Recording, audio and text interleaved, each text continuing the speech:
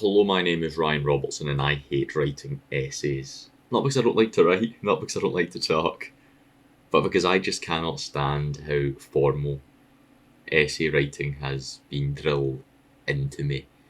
You do it at academy and it sucks. You do it at college and it is the worst part of college. You do it at uni and it makes me want to stop showing face, to be quite honest.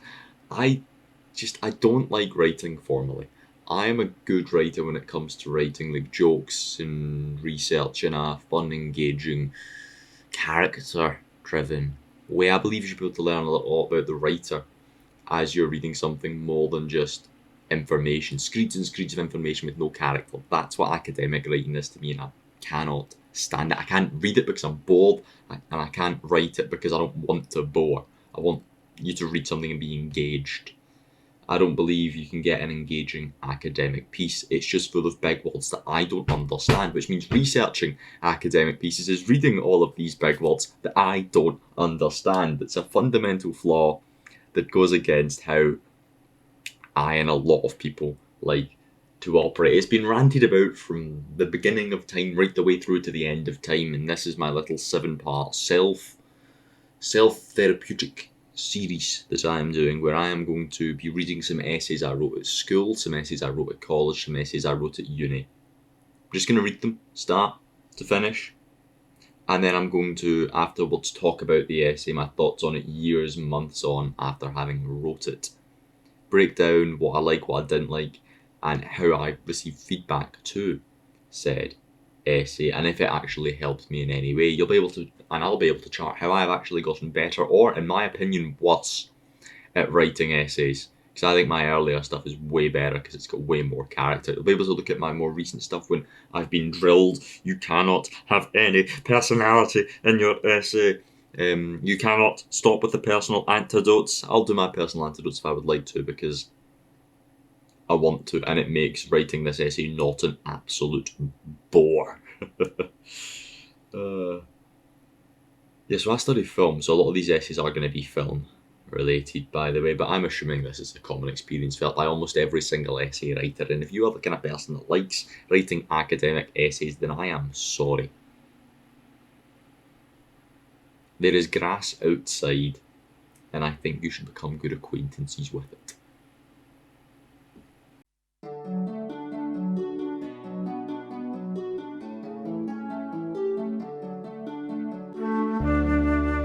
Bold, cheeky, flashy, gallus. Ryan Robertson, Film Theory, Richard Scott, 22nd of the 5th, 2023. In the heat of the night and the progressive nature of its African American representation. When questioning the progressive representation of African Americans on screen within the film In the Heat of the Night, it is easy to overcomplicate it and draw various conclusions, but almost all of these conclusions lead you back to the same central idea. At the time of the film was released in 1967, during the Civil Rights Movement, it was progressive.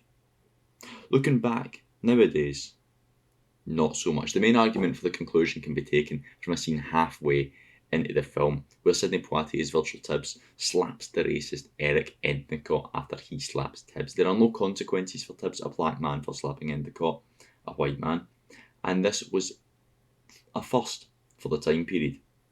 It is said that black audiences applauded and cheered at this moment during the film, whereas white audiences sat in disbelief at what they were seeing.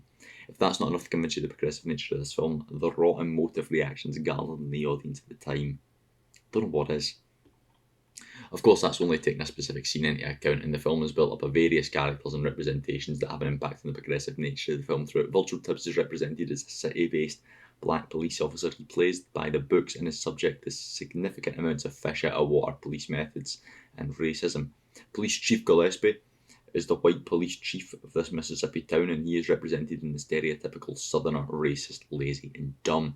Over the course of the film, time and time again, Tibbs is right and Gillespie is wrong. Gillespie always positioned in Tibbs' shadow when it comes to intelligence. When it comes to authority, Gillespie always steps up and can seize control. He at various points hurls abuse towards Tibbs, seemingly for self-fulfillment. Gillespie is represented as a racist and jealous police chief, but over the course of the film, he grows a soft spot for Tibbs, not punishing him for slacking Endicott and chasing away racists abusing him. Tibbs at all points just wants to return to the city, but it helps because it's his job and he is a kind man. He puts up with the abuse to an extent. He solves the crime. From a character perspective, Tibbs doesn't change. He doesn't grow as a person, whereas Gillespie does. This opens to the large debate about who the main character is, and if the film can be so progressive if Tibbs isn't really, from a narrative perspective, the main character. I disagree with this way of thinking, because when you think about the film, you don't think of Gillespie. You barely find people writing or reading about Gillespie. You always hear people remembering and discussing Tibbs. He is the takeaway and by far the standout of the film to this day, as he would have been back in the 90s. We're just going to have to take a brief pause to understand what I meant. He's the takeaway and by far the standout of the film to this day, and he would have been back in 9 in the 60s as well. And he would have been back in the 60s as well. I guess I just put a 9 in there for some reason. In the Heat of the Night had a very progressive representation of African Americans on screen. It paved the way for future films in a similar genre, such as 48 Hours and Get Out, to build on and do better. It's progressive at points and not so others from a modern lens. In an isolated bubble, the 60s film is a progressive masterpiece, but in modern day it is stripped from its context. Not so much. Then there's 4 or 5 references. An interesting one, this, because it was a 600-word essay. That's not a lot of words to convey this argument about how In the Heat of the Night and its progressive nature, because it is a very complicated film when it comes to that. I gave 2 scenes and I very barely explained them. I should have dug way deeper, but I didn't have the word count to dig way deeper. This is an essay that is worth bulking out to maybe 1,500 words. I'm never going to do it because fuck essay writing. What have we got to break down some bits? Like this, I remember this one. I remember that watching the film in class. I remember doing it with Rich and getting some notes, collating all of our notes together to form this big note sheet. And this being the first kind of essay, whereas the dual one, he was like, right, this is your kind of structure. This one, he was like, right, have fun, write how you want to write. So the structure is once again, indented essay style, as all of the ones going forwards will be, and it'll drive me mad then as it does now. We also wrote a drive essay for college. That one was, I'm sure. Then we wrote an essay for photography. That one, I guarantee you, is gunk.